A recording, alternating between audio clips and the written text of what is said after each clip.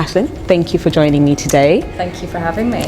My pleasure. So could you tell us a little bit more about your role at Clifford Chance before we start? Yeah, absolutely. So I am a graduate recruitment specialist within the team.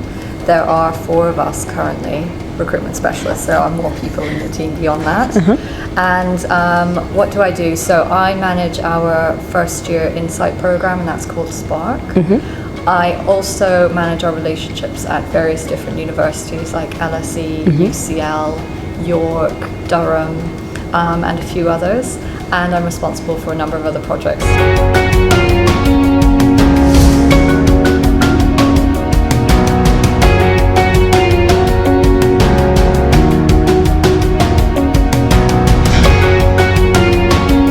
First question, how do you pass the Watson-Glaser test? Practice.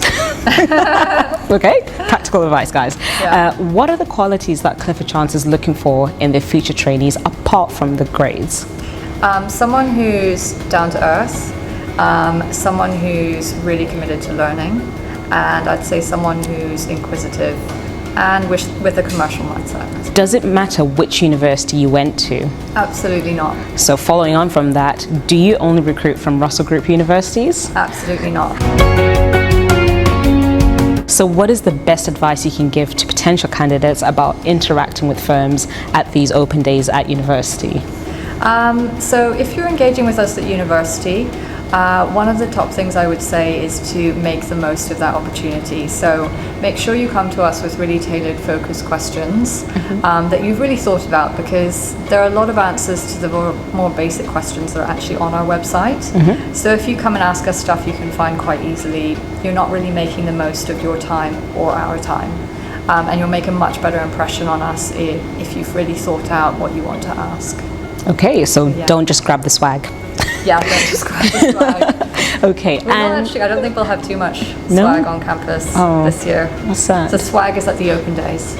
So an open day. There you go, guys. Come to a Clifford Chance open day here. Apart from law and studying it, maybe, what other things do you want to see on the application in terms of activities or experience? What's your best advice for that? It's a really, really good question. I don't have a set kind of you must join a finance society or you must play a sport, because everybody's different. But what I would say is it's important to have something about you that isn't just related on academics. So maybe you work part-time in a corner shop or Sainsbury's. Maybe you are really passionate about a musical instrument, or maybe you do something else that's a little bit random. But whatever it is, it's about showing commitment to doing something. And developing yourself through doing something and pursuing some kind of interest. Okay, well, mine was actually about running the London Law Student blog from my second year, and that worked. And so here you are. Here I am.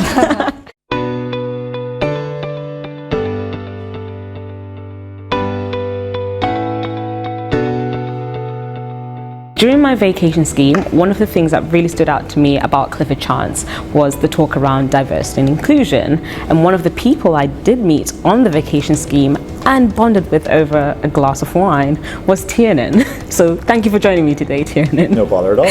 Fantastic. So I'm very excited to have you involved in this video. For those who might not know who you are, could you please tell me a little bit about your role here at Clifford Chance and what you did prior to this? Now I have to do what my mother told me not to do, which is talk about myself. So I am the Global Director of Inclusion for the firm here. I mean, obviously this is the main office in London, but we're across all the continents, which makes it really interesting because every office is different. But I am not a traditional law member of staff, even though I did study law once upon a time, but then I ran away to the circus and never came back. Is that real? No, not the circus. Well, actually, politics, which is kind of a circus, let's be honest. Yeah, close. So, and ended up spent most of my life before now being campaigner. So I was the director of the Australian Marriage Equality public vote, which was in 2017. The legislation passed in 2018. Yeah. And before that, I was political director of the Irish Marriage Equality public vote, and Ireland was the first country to ever pass marriage equality by a public vote, which was probably a surprise for a lot of people in the world. Yeah. So all of my life, I've been involved in equality campaigning, before I came here. And the reason I came here was, because the people in Clifford Chance understood that inclusion and diversity isn't a poster on a wall. It's not a simple HR set of rules or guidelines. That if you believe in these values, you have to campaign for them, and that applies to law firms and to corporate entities just as much as it does apply to each of us. And they really believe that. So it may seem like a very different place from what I've done before, but actually the nature of the role is the exact same, because of the commitment here in all of our buildings to campaigning for this, rather than just simply saying we believe in this.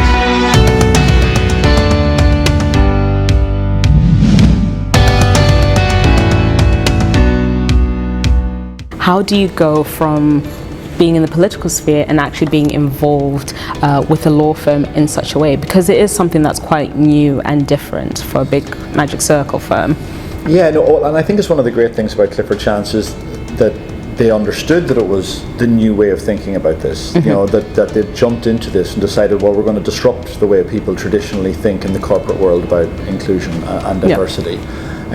So that is the real reason I made the journey, because when I finished the campaign in Australia, I had no intention of ever working in the world of business. It wouldn't have been on my list at all.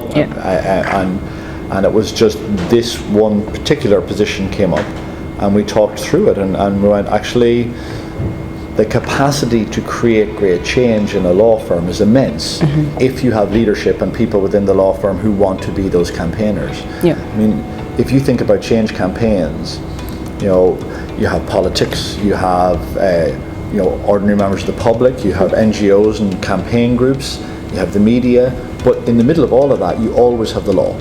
The law is stuck in every single piece of great campaigning, whether it's in the courts or whether it's advising campaigns.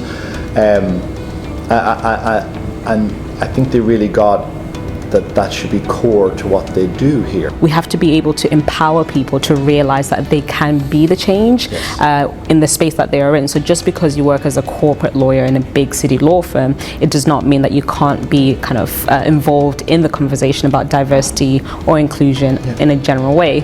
So I guess my question for that is, how do you get people at Clifford Chance feeling empowered to feel that way and actually act on it on a daily basis or as they do business? Well, I think there's a couple of things. I think most people look at big campaigns and actually don't see how they can be powerful within that. And they think, unless they're at the top table, then they're not really, the people who are going to create real change. And actually, I think smart campaigning is understanding that's the opposite of the truth. The truth is, the most effective campaigners in the space that you live in is you. Nobody is a more effective ambassador for inclusion or for any campaign value or any value, in the circle of your work colleagues, your friends, your families, your street. You will be the best ambassador. And I think one of the great challenges of campaigns is to allow people to actually see that. Then people can suddenly realize, I'm not alone some little side part of a campaign. I'm the actual engine of the campaign in my space.